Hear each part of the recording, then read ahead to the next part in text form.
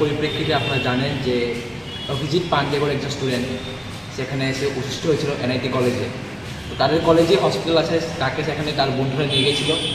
সেখানে নিয়ে যাওয়ার পর হসপিটাল থেকে নেগলিজেন্সের কারণে তার শরীরের অবস্থা আরও ডিগ্রেড করে এবং যার কারণে সে তার বাড়িতে চলে যায় বহিরাজ্যে। সেখানে গিয়ে সে হার্ট পাঞ্চারে তার ডেথ হয়।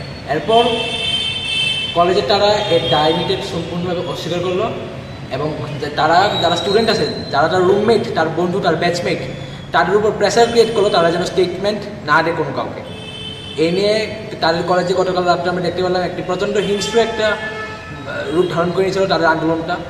এরপর আজ সকালবেলা আমি আমার একটা এনএসএর প্রতিনিধি দল নিয়ে আমরা সেখানে ক্যাম্পাসে গেলাম, তাদের সঙ্গে কথা বললাম এবং আমরা তাদের সঙ্গে ধর্নায় বসলাম যাতে ডক্টর যারা ছিল প্রেজেন্ট তারা যেন স্টুডেন্টের কাছে অ্যান্সারেবল হয় এবং সেকেন্ড অফ অল যাতে একটা এনকোয়ারি কমিশন বসানো হয়।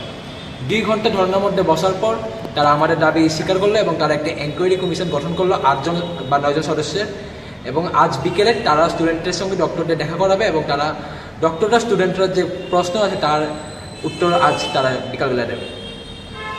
যদি তারপরে কোনো সমাধান না হয় তাহলে এনএসআই, যদি তারপরে কোনো সমস্যার সমাধান না হয় বা কথার খিলাফ হয় তাহলে আমরা এনএসআই থেকে আবার সেখানে গিয়ে আন্দোলন করব এবং এবারে আন্দোলনের যে তীব্রতা সেটা অনেক গুণ বেশি হবে এবার তুলনায়। Thank you.